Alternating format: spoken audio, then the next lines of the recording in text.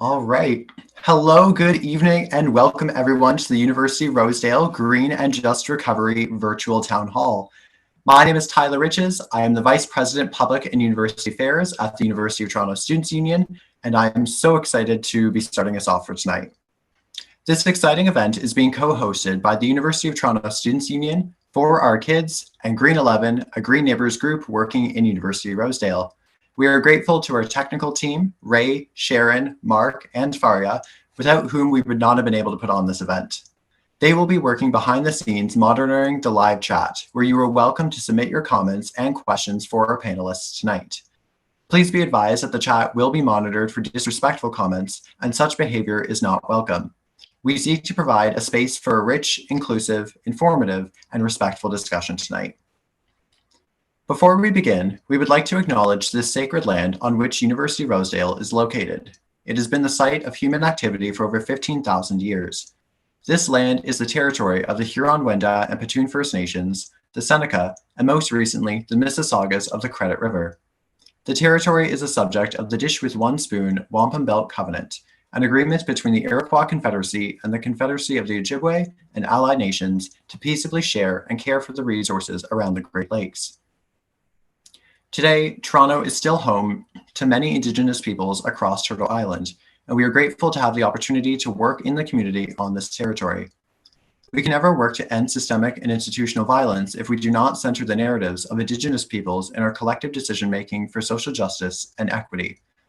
As settlers on the Credit River, we directly benefit from the colonization and genocide of the Indigenous peoples of this land. In order to engage in resistance and solidarity against the injustices inflicted on the Indigenous peoples of this land, it is imperative that we constantly engage in acts of awareness and decolonization.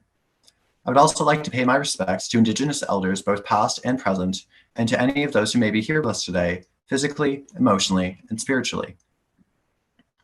As we come together for this online event, most of you are likely joining from Toronto, across Canada, and even a few outside of Canada. Land acknowledgements are essential no matter where we are situated.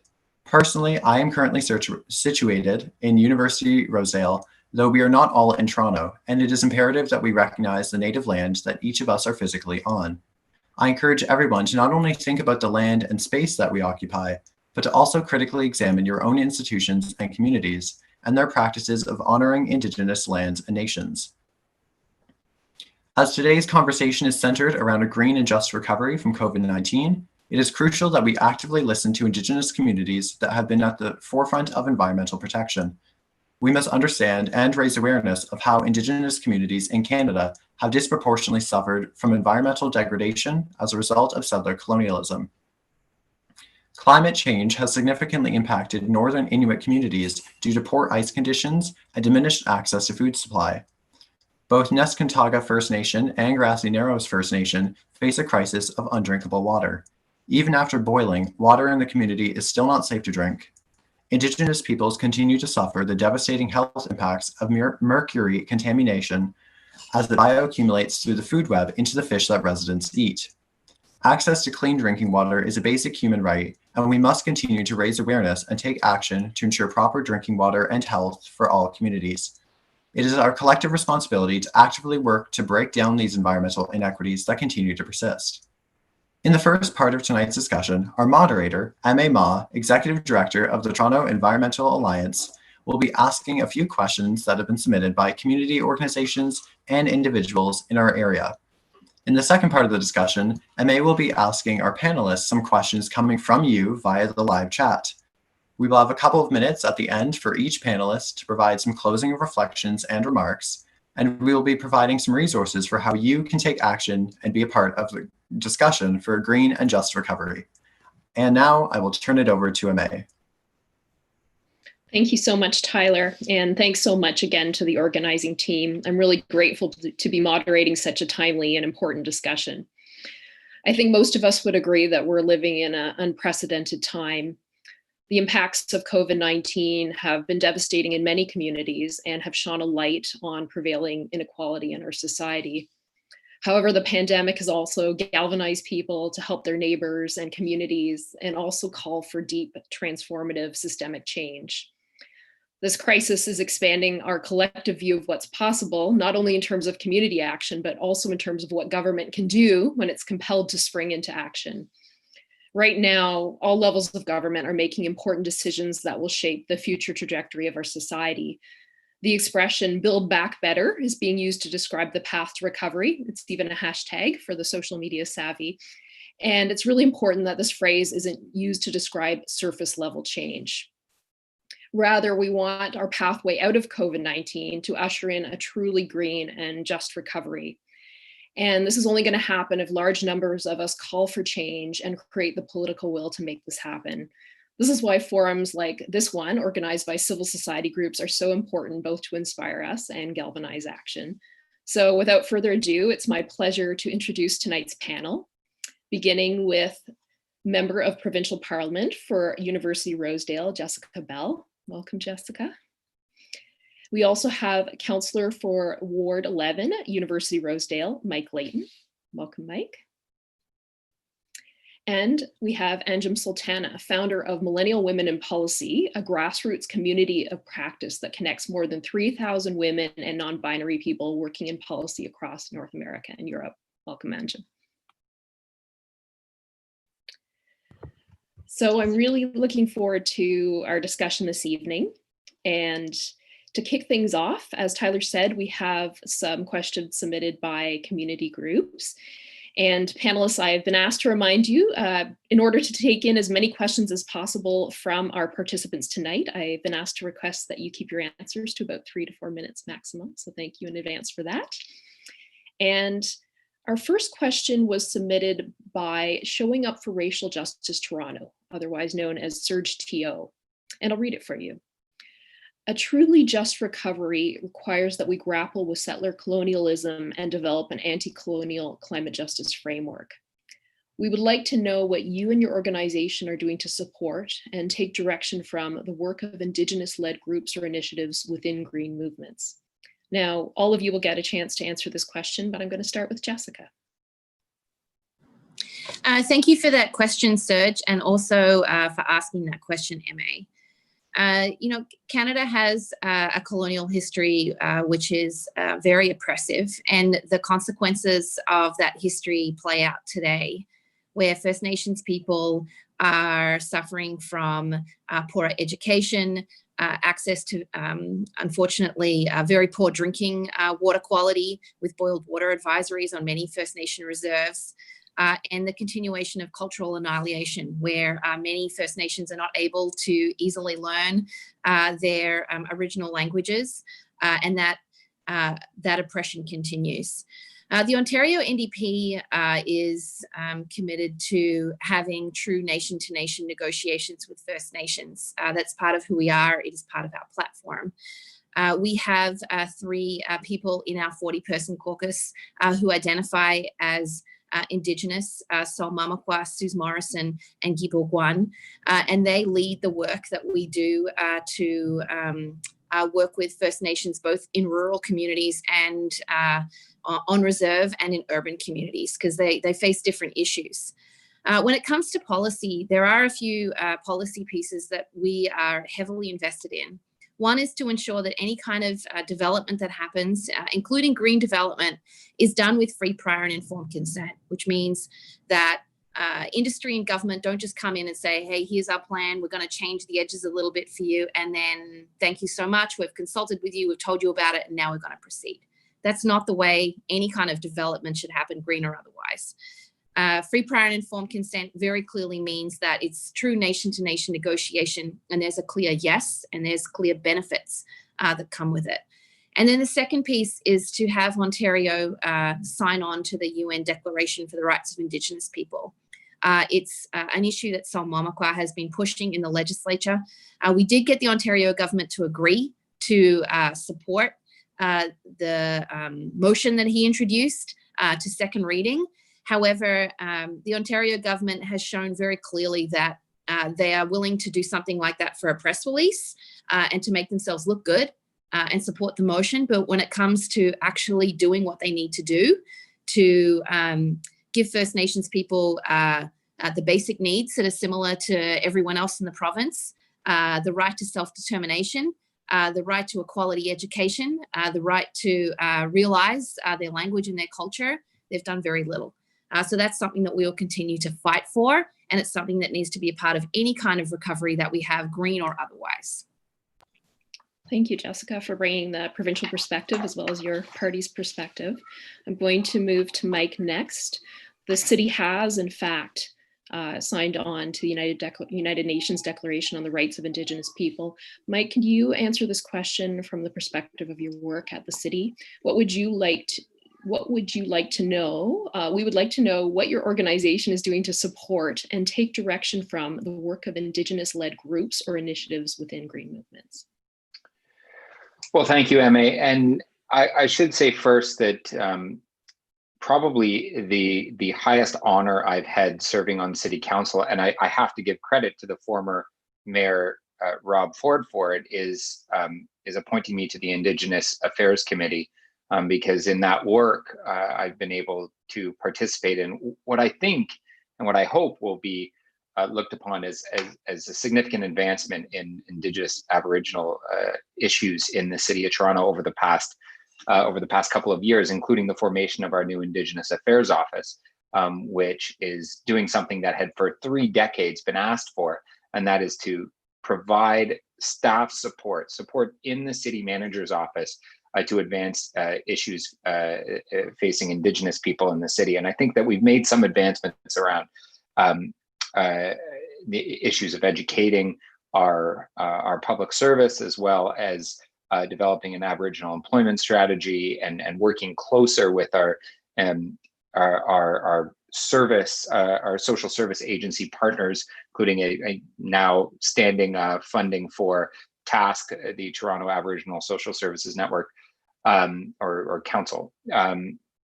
But there's so much work more work that needs to be done, and in order for us to actually achieve some of the advancements against, like, fighting the entrenched racism and colonial systems that exist in municipalities, we need to take this moment in time to reflect on how our economy and how our social services are being delivered to our most vulnerable populations, who are predominantly, or at least in higher proportion, Indigenous in an urban center like Toronto. And so even before we engage on some of the more traditional green files, we need to look at some of the very fundamental ways that we support communities around housing, around opportunity. And so you look at some of the set-asides and programs we have right now for modular housing, for supportive housing, there is a target for Indigenous people to ensure that we're partnering with Indigenous-led organizations to deliver the housing solution that we know exists. On the economic development side, we're partnering with Indigenous-led organizations to develop our Indigenous Entrepreneur Center, which has been the work of my fabulous colleague, Councillor Wong Tam, for many years now, who's been trying to deliver that. We have a clear path, but it's been so slow in the first initial years under what was Rob Ford, and then our current mayor, John Tory, that we weren't willing to make those steps. And I hope, like, deep down in my heart, I hope that we take this opportunity to start to deliver on some of the larger commitments that we've made, and we made a decade and a half ago. It's been slow coming because we've had to fight for every single inch. That Indigenous Affairs Office, which was a very basic ask, took 5 years of activism. And so that meant 5 years of the community speaking out, and this was Indigenous-led, of the Indigenous Social Service Agency saying, we need a voice, and it can't be from the outside. It needs to be entrenched in the structures of the city of Toronto in order to actually achieve that change. It needs to be led by Indigenous people. It needs to be guided by Indigenous voices and thinking, but it needs to be within the corporation of the city of Toronto. I hate saying the name corporation of the city of Toronto, but I have to, because technically what we are under the provincial legislation. It was so critical for us to get there, because now, as the city of Toronto drafts our policies, around how a recovery will work and what voices will be heard and what policies will be advanced, both at the municipal level, but also what we push on provincially and federally, we will have an Indigenous voice at that table. Now, I just hope that our city manager, our mayor, and hear that Indigenous voice and ensure that that seat at the table gets amplified as much as we can as we come out of the epidemic and into what I hope to be a green and just recovery. Thank you, Mike. And what I've heard from you is that this is in a way a real test of the city's commitments. All this foundation has been laid over many years, and we're now in this moment which will really test the city's commitment to a lot of the foundation that has been laid previously. Anjum, I'm going to turn to you now, and if you could speak either from the perspective of millennial women in policy or some of the other community and local groups that you're involved in, how have you integrated Indigenous leadership and the perspectives of Indigenous people, or how do you believe you should moving forward? Yeah, so first of all, I just want to thank the organizers for opening with this question and having a very concrete discussion about it, because I think we are starting to do it in the city of Toronto and beyond, centering Indigenous worldviews, Indigenous knowledge, Indigenous perspectives. And I think we can do better and do even more on this. So I just want to thank the organizers first for this opening question. And I want to say I'm coming to this panel and this conversation both with my training, if you will, as well as my lived experience. So I come from a public health background.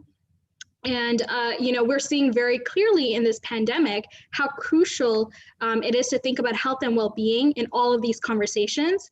Oftentimes these conversations are siloed, like this sector does this department does this, but we're seeing how interconnected the health of our community and our population is with the health of the economy.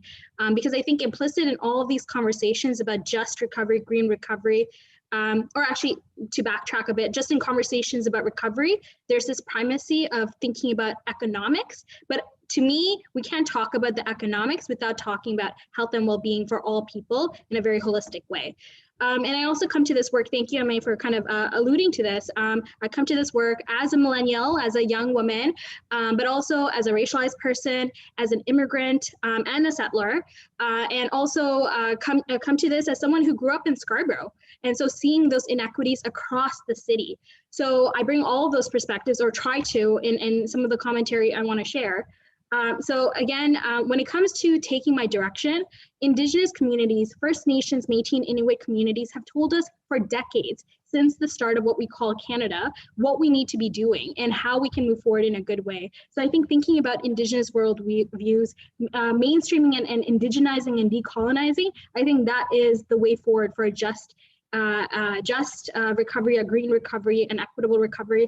And we have the roadmap, if you will. When we look at the Truth and Reconciliation Commission calls to action, when we look at the calls to justice in the National Inquiry Report for Missing and Murdered Indigenous Women, many of the things, if we had invested decades ago, or even in the last 5 years, since many of these two landmark reports came out, we would have been in a better place for this pandemic. We wouldn't be seeing the types of avoidable deaths and harms that this pandemic has really accelerated. And I'm talking not just about the health outcomes when it relates to COVID-19, but all of the other issues we're seeing around affordable housing crisis, when we're seeing about decent working conditions, when we think about the increase in domestic violence, for example, in this country because of, not because of, but because of the situation that COVID-19 has created vulnerabilities around. So I think we need to really think about Indigenous communities have told us what to do, we just have not done it. So I think we need to really hold ourselves accountable with respect to that. And we're seeing promising pieces moving forward, but I just want to highlight one unbelievable fact that just shows how far we have to go. So right now in our country, with the GDP that we have 61 long-term boil advisories, many in this province, but many just across the country. That's unacceptable in 2020. So I think, if we can't even address some of these concerns head on, we can't really have a just recovery. Mindful of time, some other pieces I just want to highlight. with respect to the other piece I think we need to think about is how do we rethink our measures of economic success? I think Indigenous communities have talked a lot about, you can't talk about the economy without talking about the land. You can't talk about the economy without talking about health.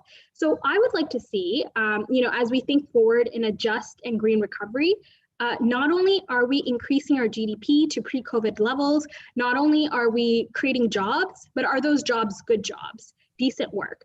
Are we addressing gender-based violence in all its forms in society? These are all things that will create a just and green recovery. Just kind of zeroing in on domestic violence, we've seen during this crisis across Canada 20 to 30% increases of domestic violence across many municipalities, including here in Ontario. So I would say we can't really have a just and equitable and green recovery if we don't tackle the climate of hate, discrimination, and violence in all its forms. Hate crimes, for example, that we've seen rise up during this pandemic. So I think that's something. And finally, I want to just talk about and end on this point around inequality. We've seen that has been somewhat of the accelerant for many of the negative outcomes we've seen. Just so people are aware, and I'm sure many are, we have 87 of the richest families in Canada having the same or equivalent wealth to 12.6 million Canadians. So when I think about, sometimes the argument is, and we'll get into this, we don't have money, we can't pay for it.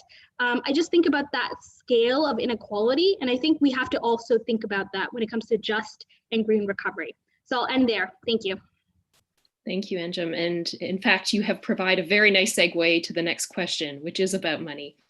And Mike, we're going to come to you for this question, which is provided by Kairos. And the reason why we're coming to you, Mike, is that municipalities have been sounding the alarm about running out of funds at this time, and the City of Toronto actually can't run a deficit. So I'm going to read the question from Kairos. Recognizing the significant investments that will be required to build a more resilient and equitable society post-pandemic, we are concerned that running large deficits needed for recovery at municipal, provincial, and federal levels of government will lead to periods of austerity, as it did following the 2008 financial crisis. What will you do to refute the arguments for austerity, and what are a few policies that you would advocate for to ensure bold investments in people and the planet? Well, the rhetoric, the discussion around the impacts of the pandemic and the lack of resources for municipalities in particular is going to get more amplified in the coming days, because the City of Toronto is, to be honest, and I'm on the budget committee, about to go bankrupt. That's because we don't have the ability to. We've exhausted the resources, the little bits of money sitting around for rainy days, because we're spending $60–70 million more on a weekly basis than we have coming in. And as you mentioned, Emmay, we can't run an operational deficit on an annual basis. And so we're right now, because of lack of resources coming from the federal government and the provincial government, we have to seriously contemplate whether or not we can deliver services, very basic services, to the residents of Toronto. And it's a scary position to be in, because if you think of all the services that that any resident of a city touches on a daily basis, we run them, right? They're not the federal, for the most part, not federal, unless it's healthcare or school, which doesn't happen right now. It's not provincial, but getting around, sanitation, getting clean water to your house, and picking up your waste. These are things that municipalities run, and we're running out of money. And that's because no government has bailed us out. We're spending an enormous amount of money housing people during the pandemic, because we know we can't meet physical distancing in our typical shelters. They weren't designed that way. And we didn't have enough shelter beds to begin with. We're so behind on affordable housing because of years and decades of neglect from both levels of government, and we don't have the tools to pay for them. And so all those things together have brewed a disaster for municipalities. And it's not that it's not that anybody at the city wants to say we've got to cut these services. We simply, in the middle of a budget year, don't have the ability to run a deficit to say we're going to pay it back later. And so that is a power the other levels of government have. And unfortunately, it hasn't made its way to the municipal governments yet across the country. And you know, I blame first. Everyone's going to expect me to blame for it. Of course I do. But the reality is that the federal government has better borrowing ability and has a duty and to help municipalities out. Why are they helping out private business, multinational corporations, and not helping cities at all? Why is it that everyone else can apply for a wage subsidy to 75% of wages up to a certain amount? We don't have access to that. So we've had to run empty buses out there because we have to run public transit because it's critical for people getting around our city, particularly on the lower side of the income spectrum. But we're collecting 20% of the revenue. I think we're up to like 30 now, but it doesn't matter. Our transit system was already having a difficult funding itself, and Jessica's better to talk about that than I am. But we've ran out of resources, and unless we're given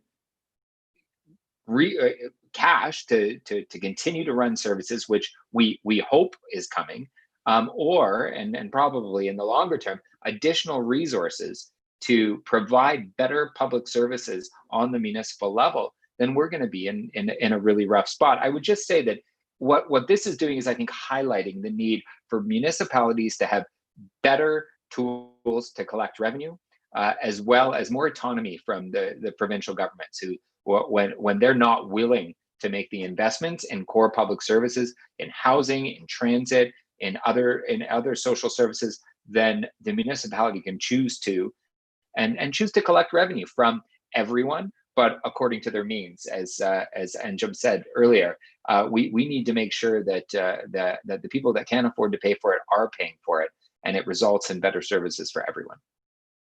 Thank you very much, Mike. And certainly at the end of this, folks will be given an opportunity to take some action. So stay tuned for that. It perhaps speaks to some of your points. I will also say that many civil society groups are calling for a new deal for cities to address this huge problem, both the looming need for a bailout, but the ongoing structural problem that you flagged, Mike. I'm going to shift to our next question, and we'll start with you, Jessica. We will give you a chance if you want to talk about transit later, but first we're going to talk about housing. And this question is from the U of T Students' Union. And the reason why we're coming to you is because, of course, the province plays such a pivotal role in housing. So here's the question. The COVID-19 pandemic has underscored the dire state of the Toronto housing market, leaving many tenants, including students, struggling to pay rent and fearing eviction once the pandemic passes. What policies do you support that would assist tenants as they recover from the pandemic and will address Toronto's shortage of affordable housing? Thanks for this question. It's the #1 issue that we face in University-Rosedale. What's very concerning is that there are a lot of renters in Toronto and across Ontario who, for no fault of their own, cannot pay their rent. They can't afford it. They've lost their job. Their business is closed, and they're really struggling to get by. So what this government has done is it's moving forward with a bill called Bill 184, which will actually make it easier for landlords to evict tenants. So if you enter a payment plan with your landlord because you've fallen behind on your rent, the landlord doesn't have to go back to the landlord-tenant board anymore. It can just evict you maybe if you pay a few dollars late, or if you pay a few dollars less and a few days late from the repayment plan that you set up. And then secondly, they've also, Bill 184 is going to make it easier for landlords to illegally raise the rent. So if a landlord comes up to you, perhaps you don't know your rights, and they say, look, we're going to raise your rent by $200 a month because we absolutely have to, and you sign on to that because you don't know what the rules are, and you pay that rent for a year, then you can't go back and say, actually, you raised my rent illegally. I didn't know, and now I do. Too bad. That's the new rent rate. So that's what the government is doing. This is what we are pushing for instead. We are pushing for no COVID evictions. So until we are fully recovered from the COVID crisis, and that goes well beyond the state of emergency, there should be no evictions at all. The second thing we are advocating for is what's called vacancy decontrol. And what that means, and this is one of the drivers behind why people are being evicted so frequently right now, is that if a landlord, if you choose to leave your apartment, right now the landlord can increase the rent to whatever they want. So whatever the market will bear. So we're seeing people who are paying $1,000 rent, maybe they've been there for a while, and the landlord will increase it to $2,500, $3,000 if it's a 3-bedroom apartment, because that's what the market can bear. So we are advocating for that to be eliminated and there to be a cap, similar to what Montreal has, on how much that landlord can increase the rent. And why that is so important is that it will level the playing field between landlords and tenants, and it will reduce the incentive landlords, especially corporate landlords, have to illegally evict, most of these evictions are illegal, tenants in the first place. And then finally, we are advocating for the government to actually step up and address the housing crisis by helping the City of Toronto deal with the huge homelessness problem we have, and to actually put skin in the game and build affordable housing, from co-ops to supportive housing with wraparound support. So if someone needs a frontline worker visiting them every day, they've got it. And the reason why we're advocating for this is because housing is a human right. Toronto has become a playground for foreign investment to come in here and make profit. And that's not what our city should be. It should be a place where people can live and have good lives here first. That's what we're advocating for. Thank you so much, Jessica. I want to also give Anjum a chance to answer this question. We've heard from Jessica on the provincial perspective. We've heard Jessica's critique of what's currently happening in the legislature and also some alternative proposals. Anjum, can you give us a perspective from civil society? Housing has been a crisis in Toronto and other municipalities in Canada for a long time now, but we've really seen this come to the forefront, at least in the view of the public and potentially the mainstream media in the time of COVID. What are your thoughts around potential solutions to affordable housing? What would you like to see happen from different levels of government? Yes, I think this is going to be such a crucial question. If we're talking about build back better, I think about just very literally, how do we build the affordable housing needs that we've had that have been neglected for decades. So we saw this in the 1990s. We are seeing this, all of those decisions that were made then, we're seeing the outcomes of them now. And we're seeing how actually, if we invest earlier, we will be in a better position for future crises. And some have said COVID-19 is the dress rehearsal for how we have to rethink the way we address climate change, for example. So I think this is actually setting us up, if we make the right decisions now, for those other pieces. And that's at the crux of a just and green recovery as well. So I think there's like a couple different things. One is just figuring out how we can ensure that people have enough money to pay for their rent. Too many people in this city, in this province, in this country are paying more than 30% of their income, their wages, on rent. We know as a guideline, core housing need, it should be less than that. So I think that's fundamental, like a big piece of the puzzle is ensuring that people have enough money.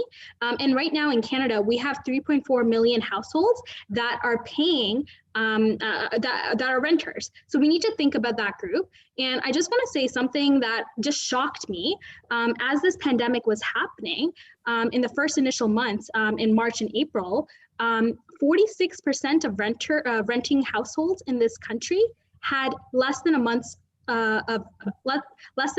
worth of rent saved that they were able to, deploy if they needed, if they lost their job, for example, or they had less income. 46%. That's shocking to me. It should never be that number. It should so I think, when it comes to the rent piece, That's a big piece of the puzzle we have to address. So either lowering rents, ensuring that they're frozen, that they don't increase due to financialization.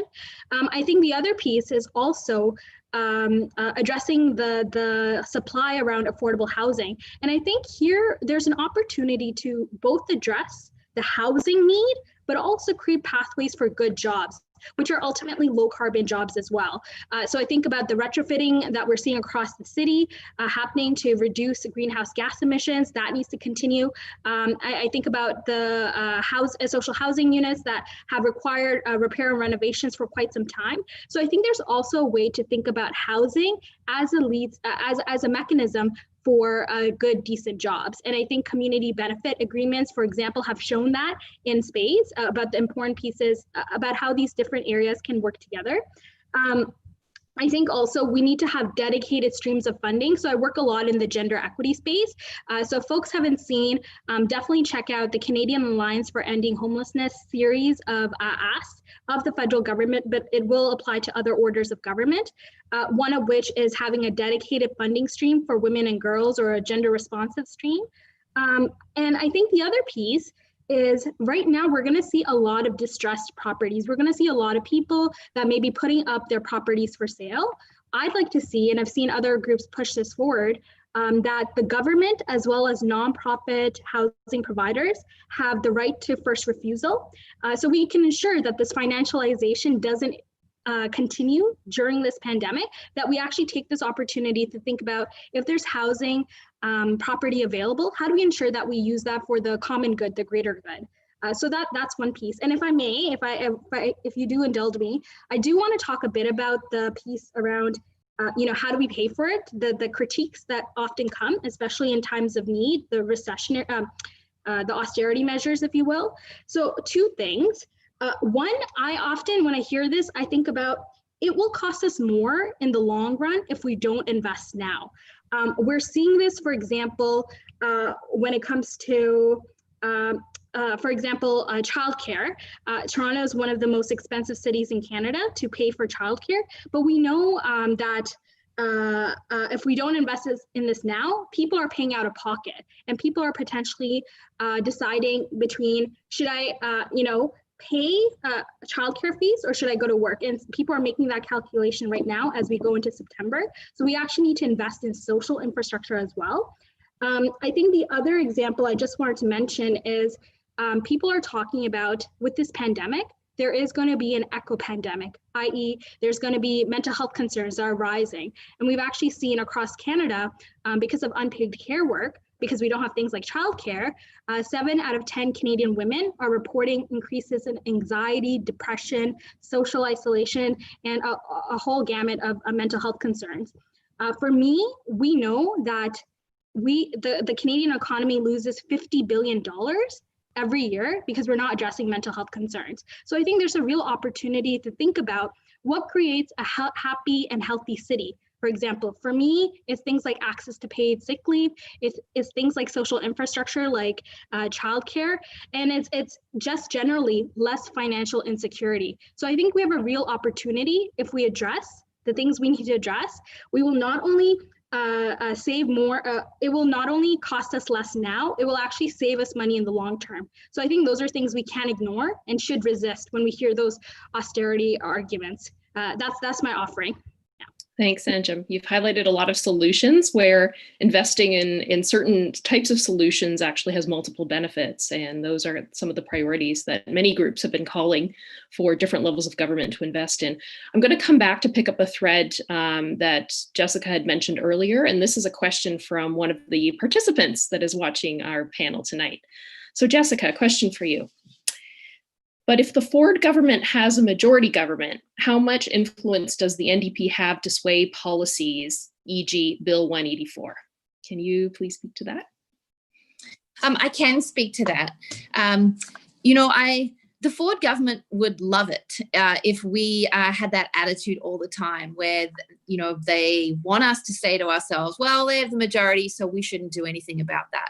And my response to that is, we have effectively pushed this government back on so many issues that people thought we wouldn't have a chance in hell in achieving, from stopping the subway upload to forcing them on backtracking and starting to seriously consider police reform on the Black Lives Matter movement.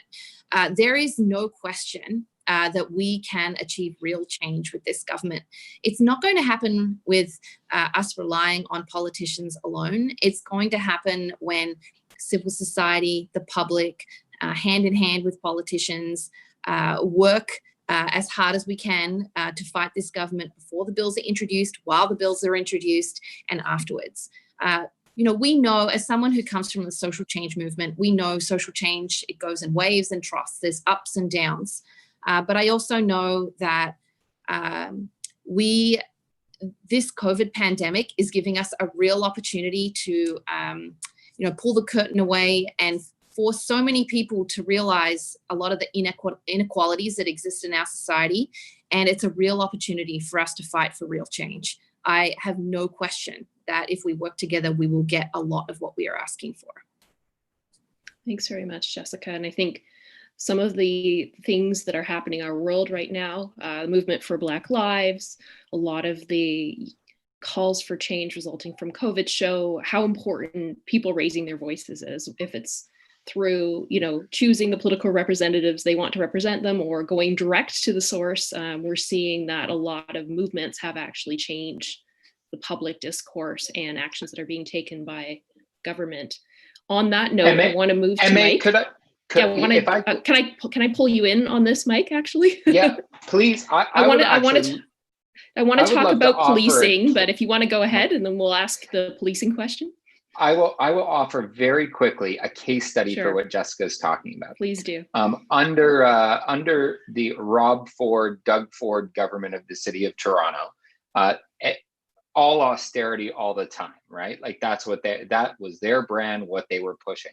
But we managed as a community of environmental activists, of utility companies, of bankers, of labor. We managed to put forward a policy offering around home energy and residential energy. Home and tall building energy retrofits. They supported a $30 million pilot project in the city of Toronto, unanimously, without hesitation. And it was because we organized as a community and built a broad tent that they could not, that was more powerful than their brand. And they knew that. And we managed to get it through without a fight, without taking to the streets, but we positioned it as such because we laid those foundational bricks as a community, and T was part of that in early days. But as were many others, and I was fortunate that I was the one on council bringing it forward, but it was because we organized as a movement and made our tent broader than just the usual suspects, and that forced Ford at that time into the corner to support it. In fact, he was very, very eager to move it forward. Now, it wasn't enough, and we should have gotten more and should have gotten further. And it depends on the market and people paying, and it doesn't access everyone. There are shortcomings. Don't get me wrong, but we did manage to change the government's mind, just as Jessica mentioned. Through organizing and mobilization, you can move the immovable object in the room. And it's important to keep that in mind, because when you have a majority government like you do at Queen's Park, when you have a very entrenched mayor in Mayor Tory, you have to rely on some hope that you can get some positive policies through, and you do that by giving people no other option but to support the one that you're proposing. Thanks, Mike. And on that thread, we're going to stay with you, and we're going to ask you a question that connects some of these threads around movements and funding. And this question is on policing. There was a vote on the police budget just recently at City Council. So here's the question from one of our participants. Since the City of Toronto is spending a lot of dollars on policing salaries, benefits, and pensions, and approximately 3/4 of police live outside Toronto. It's not going into the city's tax base. What can be done to fix it? Well, I would at least at this point be a little concerned if we started telling people where they had to live in order to hold certain jobs. Partly because if you look at any map that demonstrates where wealth is focused in the city of Toronto, where wealthy people live in the city of Toronto, and the wider city of Toronto, I think it would be a challenge for us to start to really to tell people where they needed to live beyond trying to ensure that we weren't looking at other mechanisms in order to share that wealth more equitably. We don't have the ability to say you have to live in the city of Toronto to work in the city of Toronto. But we do want to make sure our city of Toronto workforce is reflective of the people that live in the city of Toronto. So I think, and I don't want to get into detail because it's not my expertise, is around how do we see that shift. And I wouldn't want to start saying we want to start shifting the police force to being folks living in Toronto, because that's I don't think what we want to accomplish. Because what we want to accomplish is ensuring that, at least I believe, that emergency response is provided by people with a certain expertise in the emergency response we're asking them to perform. I think that we want to see greater investment in some communities all across the city, but in some communities in particular, around certain programs that may elevate those that are living in that neighborhood. And I think eventually over time, what you do by putting that investment in those communities and by looking to alternative forms of emergency response is naturally that will involve the transfer of dollars directly to those communities and to the people that live in those communities, whether or not it's opportunities for employment or education or other social services that address the needs of that community, or it's finding people that truly care about the community that they're serving, beyond carrying a gun and having a position of authority, but instead having a position that has a direct connection with that community. I think that happens naturally over time, but at the same time, if I got a partner who's downstairs taking care of the kids right now while I'm on this wonderful call with you,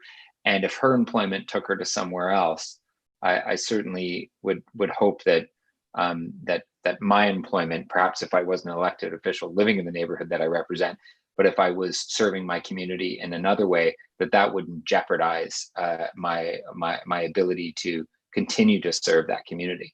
Because I don't think necessarily where you live and where you work needs to have that harsh a divide that says you don't care about a community because you don't live in it.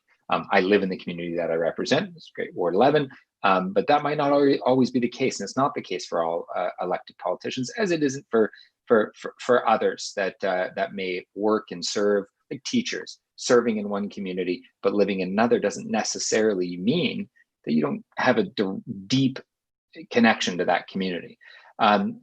So I think if we look at at what we want to accomplish through defunding police, I think we can accomplish that adjustment in investment in a far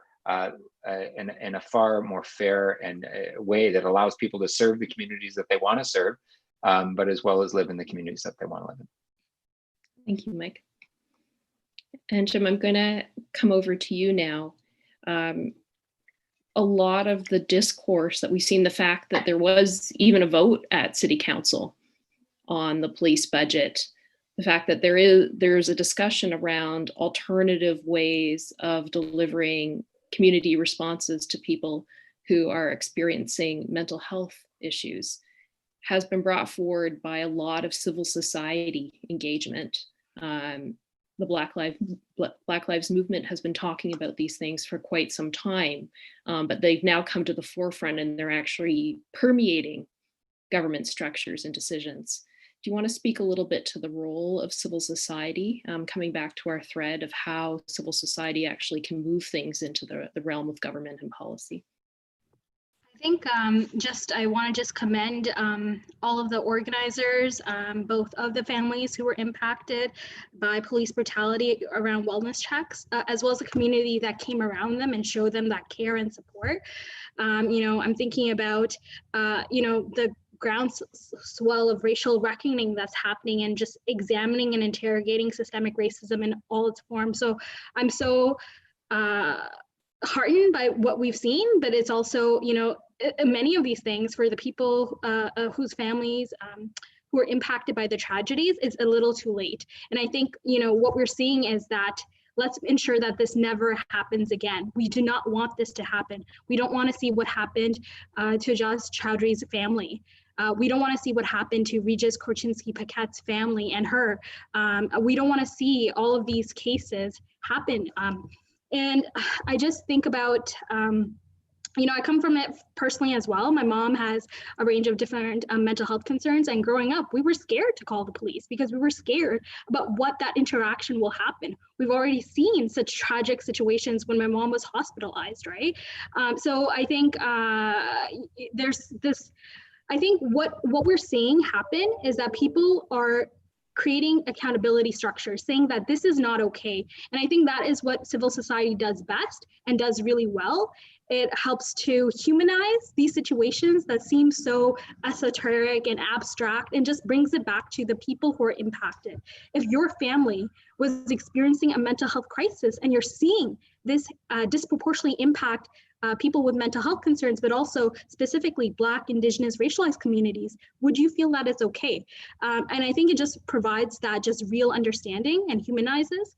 And I think, there's this great series I saw on Instagram. I will hopefully find it and send it to the organizers, hopefully in the follow-up, just talking about what does public safety look like and how can we reimagine? So if we see someone, for example, who is sleeping on a bench, do we want them to be put in jail for that evening? Or do we want to think about how we can actually create pathways to a good, safe housing for them, housing first, for example. If someone was facing an altercation with the parent, fellow co-parent, do we need, a police presence in that conversation, or do we need to, think about someone who is very trained in mediation to help de-escalate that situation? I think about also, for many communities who are affected, they're just thinking about why did we not see action take place when Andrew Loku lost his life in that police encounter a number of years ago. So I think it really just shows us, civil society is telling us how we can do better, how we need to move forward, and is really creating that groundswell of support. I'll say in all my years living in Toronto, I've never seen this type of groundswell of support, and just literacy, civic literacy as it relates to the budgeting process and what different departments are provided. I think this has been a really landmark moment. I hope all of organizers take lessons from this moment to see what changed the dial. I think there's a number of things, but I think, to the credit of Black organizers, Indigenous organizers, racialized organizers, people of different varying income statuses, income communities, they've been really leading this. So I see this as an important moment just to honor their request, because it is the will of the people. So I think, I'm hopeful, we saw it not moving in the direction that community wanted, but I think the foundation is there for future conversations and future action. Thank you, Anjum. I'm now going to move back to Jessica. We have another housing question for you. So I'll read it out to you. With appreciation for the new affordable housing developments in Kensington Market, brackets 22 units, and on Harrison Street in Davenport, brackets 44 units, and other small developments like those, what more can be done by the province to rapidly build deeply affordable housing like public housing or housing co-ops? Thank you for the question.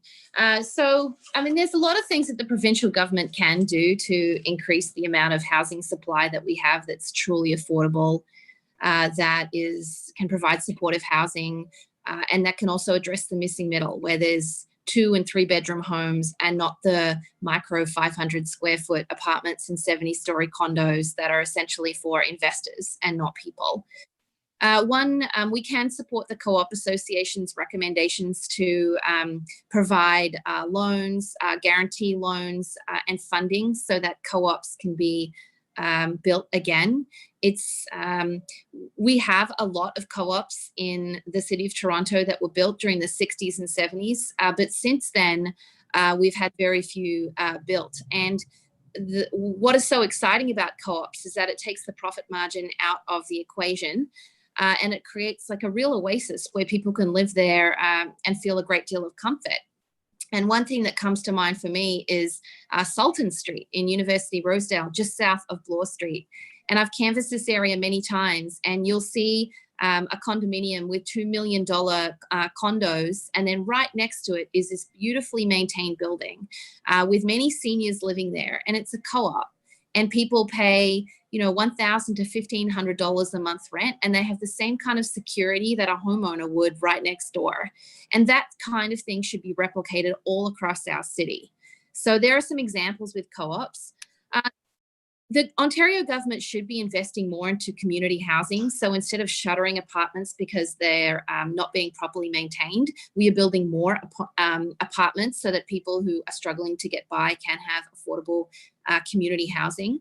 And then there's also additional measures that put the onus less on the government to build, but more on developers who are quite frankly making bank on our city right now to require them to build. One piece of legislation I'm a big fan of is inclusionary zoning. So that would require any new development of a certain size, let's say, just theoretically, let's say it's anything that's, 10 stories or more. The developer would be required to get their permit to build a percentage of them as permanently affordable units, either ones that can be bought at an affordable price or ones that can be permanently affordable for renters. And they're all options that we should be advocating for, not one at a time, but all at once. There's no question, any renter knows this. We have a crazy affordable housing crisis, and we need a Green New Deal level of action to make this city affordable again. Thank you, Jessica. And some of the themes that you've raised around inclusionary zoning actually set us up nicely for another participant question. This one has been submitted from Mike. And Mike, we've seen a lot of focus during this time on the value and the importance of green space. We know that not everyone has the same access to green space, and this question is actually about a general concern as it pertains to development in green space. So I'll read the question to you. A certain amount of green space was once required for development of high density. I notice these buildings are now petitioning to be allowed to develop these green spaces. I am concerned that this will decrease the amount of green space in the core of Toronto. What can be done to stop this activity? Did you catch that? I'm terribly sorry, Emmay. Could you repeat the question, please? Absolutely. So I'll read it again. A certain amount of green space was once required for development of high density. I notice these buildings are now petitioning to be allowed to develop in these green spaces. I am concerned that this will decrease the amount of green space in the core of Toronto. What can be done to stop this activity is the question. So I'm going to answer this question and then go back to the one that Jessica got to answer, because I'd love to add something to what was a great answer from Jessica. So I don't know of any of many applications that involve building on existing green space that aren't trying to change the previous model for urban renewal, which was like tower in a park, to a more contemporary model for building out a streetscape that is walkable, dense enough to accommodate an array of commercial activity, because we want those walkable main streets. We don't want our main streets to be broken up by sort of swaths of space that don't make them a vibrant place to live.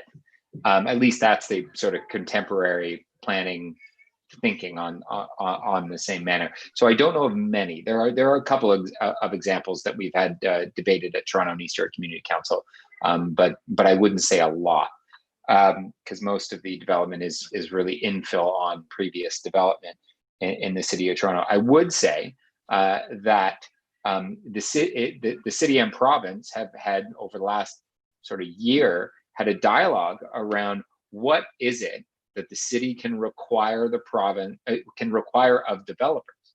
Now that is all dictated by the province, and until very recently, the current government was actually taking big steps back. Now, as a result of COVID, I think they've said, you know what, let's not move as fast as we were on this pro-development, putting developers in the driver's seat of municipalities, and they've kind of scaled their way back. But we know that, like, this is the MO, right? Like they cut funding to public health. We're in the public health emergency, so they say, oh no, we're not going to make those cuts quite yet, but they don't reverse the cut. So I think we should fully expect that in the future we're going to get right back to the scenario where developers are dictating what municipalities can require during their development, including, and most importantly, for the question, is how much green space neighborhoods deserve, and people that live in urban, particularly very dense urban neighborhoods, deserve. Because unless you can give us a park on the site, and for the most part, the development sites are so small, we wouldn't want 10 square feet on their park. We want to get 3 or 4 or 5 developments and pull all of their pool all of their cash together and get a sizable park that is reasonable for people to enjoy the quality of life in the community. But it's getting increasingly difficult because the city doesn't have the resources, and the province is allowing the developers to pay us less. To the previous question, though, that was said, we have to get over one. This is about housing. There is one fundamental principle that I think is throwing a monkey wrench in all of this. That we have assumed that the private sector, the market, is the best agent to deliver housing. That is dead wrong. That's an incorrect assumption, and it's one that governments have followed for the past several decades. And it's this neoliberal assumption that the market always provides the most efficient and best result. Let me tell you, with all of the market mechanisms we have at the city, we're only developing moderately affordable housing. And that's right. It gets a little bit deeper because we provide, and from other levels of government, we provide housing allowances. But think about it for a second. Those housing allowances are coming up to top up the income, the money that the individual has for housing. And where's it going? Squarely in the pockets of multinational corporations, right? Now, some is going for not-for-profits, but most of it is going in their pockets. And so do you think they're charging less as a result? No, why would they? They're not in that business of giving away money. And so what's happening is all we're doing, and including the current federal program that our member of parliament and others in the city love to run around and say, we're giving all this money for affordable housing, that's getting only moderately affordable housing by providing better interest rates for multinational developers. That's all they're doing. They're lining the pockets of developers. And yes, we don't have yet a system where municipalities or the not-for-profit sector have the necessary expertise to build en masse, to really scale up the delivery of affordable housing, because we lost it. We gave it away. We stopped doing it, and therefore lost that muscle function. Well, we need to start investing to get it back. And it's going to start with us looking at models for purchasing these empty hotels, purchasing these half-built projects or development plans that have been approved and not yet built, and start to actually get back into the investment in affordable housing that's necessary. But it can't, because of the reasons mentioned before, it can't just be the municipal franchise, the municipal governments that take this on. It needs to come from the very top with the federal government, with the provincial government support. Thanks very much, Mike. I mean, so much connects in housing, and it requires so much more to be done by different levels of government. And certainly at this time, it's important that this has been brought to the forefront, though it probably should have been put at the forefront much, much earlier. There's been a lot of housing advocates that have been, saying these things again for many, many years, but I think many of us are hopeful that in recovery planning, at least we can take some different steps forward. We're gonna pick up a different theme now, and I'm coming to you, Anjum. And I should say, this is a long question, so you might want to take notes while I'm reading it to you. Will do. And I'm gonna read directly from it so I don't miss anything. So, given the long existing color-coded and other labor market inequities across Canada, and in the context of the current global focus on anti-Indigenous, anti-Black, and anti-Asian racism, one of the most powerful tools for long-term equity and fairness is strong employment equity legislation, federally, provincially, territorially, municipally. Frameworks that are restored, comprehensive, and expanded, so brackets, Indigenous people, people of color, women, persons with disabilities, and SLGBTQ plus community members, end brackets, adequately resourced and monitored and effectively enforced.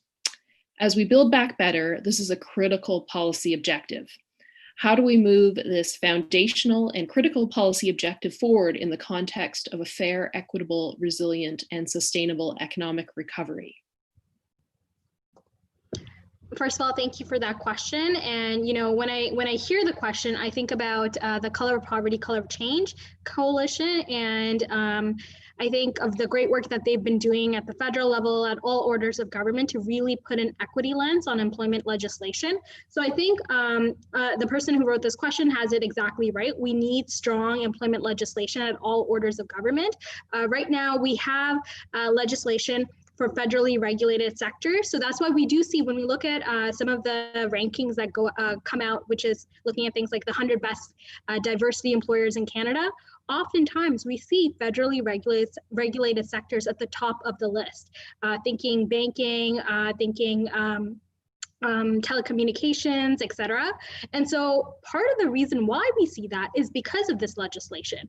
And I think what we also have to think about with this legislation is, how do we ensure that it doesn't result in tokenistic advancements of diversity? When I think about some of the biggest companies in Canada, yes, perhaps, when you look at the overall rate, there is diversity that is starting to look like the Canadian population, but that starts to disappear as you advance further and further in upper levels of leadership in organizations. So I think about, for example, a call that I've seen that I think is very interesting, and we should every single sector should take a look at as well, in addition to employment, is who is making the decisions. Are our board of directors for nonprofits and charities, for example, reflective of the incredible diversity of this country? Similarly, for all types of organizational entities, I'm just speaking for the nonprofit charity because that's where I have expertise in. But actually, Senator Ratna Amdavor, during this pandemic period, has actually called organizations to think about disclosing their equity distribution, if you will, of their board of directors. Because I think what this crisis has shown us along many different axes is that when the leadership does not look like the community that it's hoping to serve, and across many dimensions, not just like visible, but many dimensions, then you're not going to get the right results. You're not going to get the right policies. You're not going to get the right solutions at the table that work for all communities. So I think that's another piece. Second to this is this doesn't map out all the time, but it does map sometimes. When I look at the city, over half of the city says that they've were born in another country before they came here. So are immigrants, refugees, newcomers. I'm an immigrant myself, and I think about the incredible richness of experience that we are missing out on because we actually have all of these systemic barriers. Because I think at the heart of this question is that there's people who are willing and able to contribute to our society through a range of different ways, but there's unfair, discriminatory practices, attitudes, and just ways of constructing our society that have disenfranchised people. I also encourage readers, viewers, to read a recent piece by Anthony Morgan, who also works at the City of Toronto's Anti-Black Racism Unit. It's in the Canadian Centre for Policy Alternatives, but he talks about, we can't really talk about Black Lives Matter if we don't talk about the economic conditions and disparities and barriers to good, decent jobs and advancement. So I'll leave it there, but to say to the person who wrote this question, fully agree. I think we even need to go beyond what we have to ensure that we see a representation of our diversity at all levels of an organization, within the people who are employed, as well as at the governance level. So I'll leave it there, but thank you for the question. Thanks very much, Anjum. And Jessica, I wonder if you want to comment from a provincial perspective on employment equity policy and frameworks and what you think the role of a provincial government might be in furthering these objectives.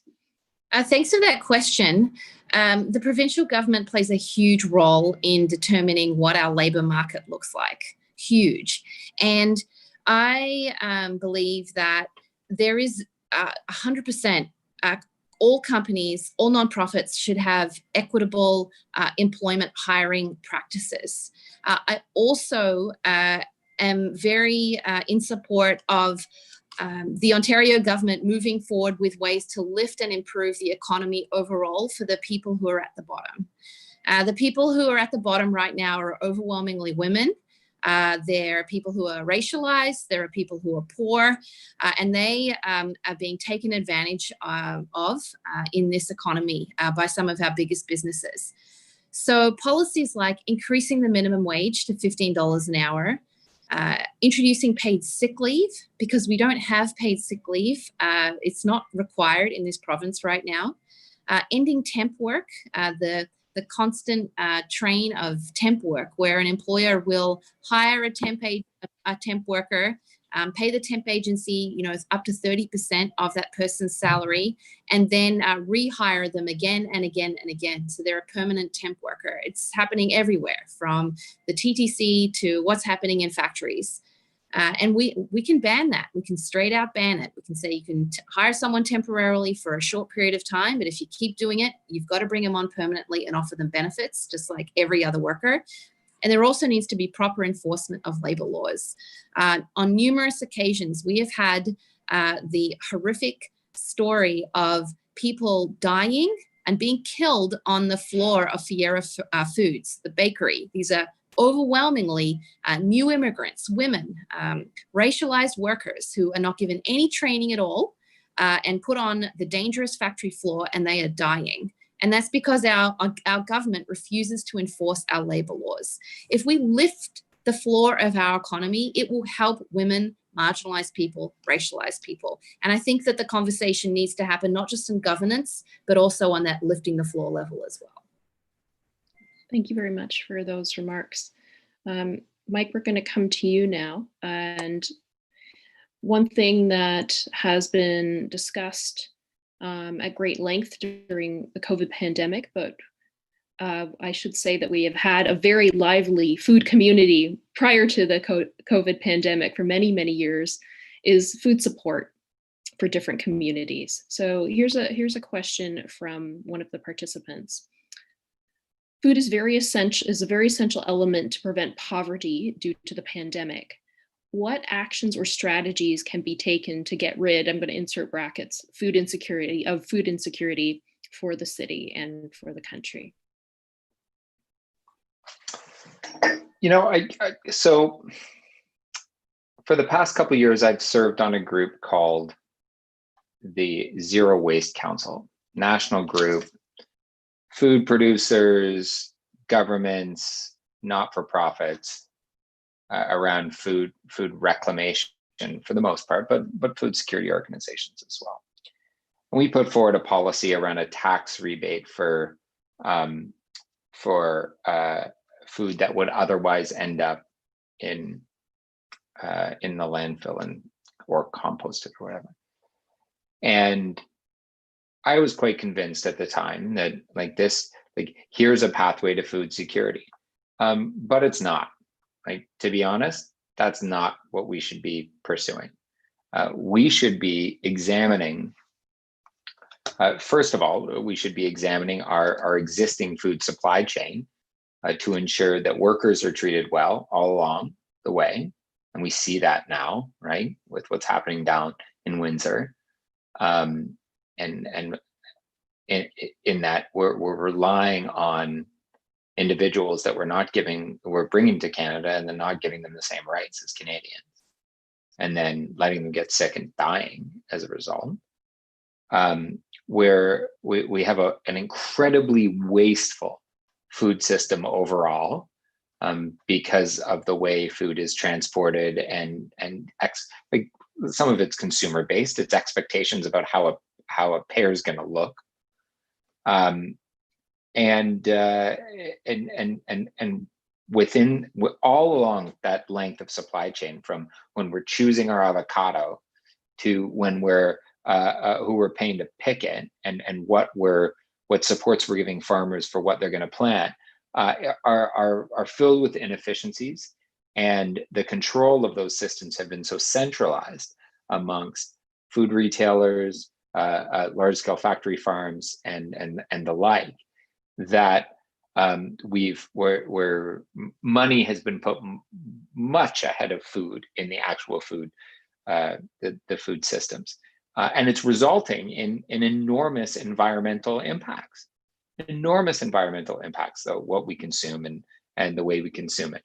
And not only in the production of food and the transportation of food, but also in the wasteful packaging and all these other pieces. And it's a global problem, but we need to start looking at it locally. And I think there are ways that we can start to address the food security side by looking at other ways of regulating that system. And I don't want us to lose the opportunity now to realize that there are shortcomings in our existing supply chain that we need to resolve. Because if the pandemic had gotten much worse, which we're actually seeing now in California and in the South, that will eventually impact the price of our food. If there are more efficient ways of doing it that are not only more humane, but in fact bring everybody up, as well as address some of our environmental concerns, that is what building back better looks like. And it's time for us to put a very close eye on. There are several fundamental things. We touched on housing on several questions, but this is another one of those fundamental pieces that are a basic building block of life and society that we need to address in order for us to get it right moving forward. And it's going to take, and people don't like it, and we badmouth it on occasion, and the far right has a field day with it, but it's going to take government intervention, because it's not going to happen naturally. What happens naturally is multinational organizations abuse their power and abuse the people that bring them wealth because they can. And without strong government intervention and regulation, then it's going to continue to happen. Thanks, Mike. And I think we have a very lively and dynamic food sovereignty movement in Toronto, but perhaps with more investment, we could really see that be a lot more far-reaching. I've been advised by our timekeeping fairy that we're coming towards the end of our session.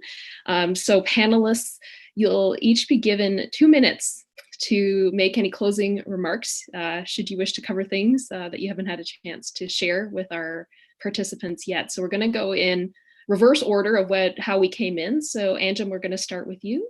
So if you can give your final brief remarks to close up our session, please. So lots of pressure here. So I guess, I just want to say, like, first of all, thank you so much to the organizers for putting this together and the thoughtful questions of the participants, because I think what the questions showed us is all of these things are interconnected. Food security, as we just heard, housing, childcare, economic development, and yes, a green and just recovery. I think also when I think about this crisis, and it's been this great revealer, if you will, and really laying bare all of the inequities that showed where our society was broken, perhaps in the first place. I think about what has gotten us through this crisis, and it's been care. It's been things like mutual aid networks. It's been things like social policies, which is a form of care. It's been things like childcare, and of course, health and social services. Especially many of our nonprofits and charities have been pushed to the limit alongside public services. And I think that is where we need to move forward. Care, deep, robust investments in all forms of care. And I also believe, and the evidence shows this, things like childcare, for example, are low carbon jobs. So I think one of the things I would hope for as a legacy of this incredibly devastating global crisis is that we invest in the things that actually got us through this crisis, which is care in all its forms. And then I want to also end on, because I was very clear in the beginning what brings me to the table here today, my public health background, but also my lived experience in the city. And I think we can't ignore the political climate that we're in and the racial reckoning. This will be something we need to ensure that we don't just give lip service to, we actually deeply consider all forms of racism, hate, violence, and really think about what kind of society do we want to go into. I became a citizen actually of this great country about 5 years ago, but I've been a long-time Torontonian. And my first job was actually in a factory on an assembly line. And, just thinking about what it takes to achieve, we hear about the American dream. Some people might argue there's a Canadian dream, but I think about what is our Toronto dream?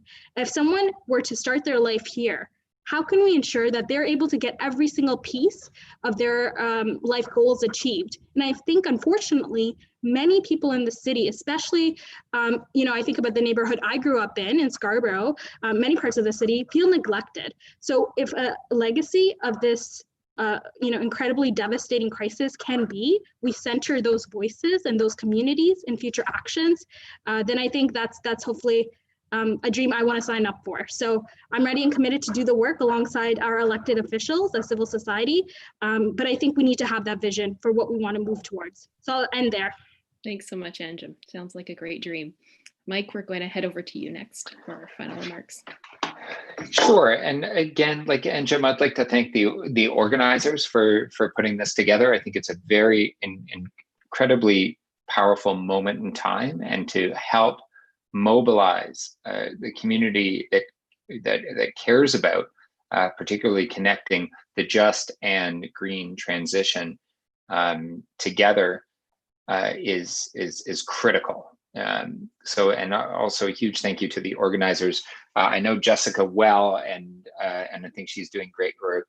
Anjum, we're just getting to know each other now, but you're clearly doing great work and passionate about the subject, and you speak so well to some of the solutions. I look forward to any opportunity to work with you. And Emmay, we'll have a meeting in coming days. I had a meeting with T earlier today, so I look forward to once again collaborating with you however I can.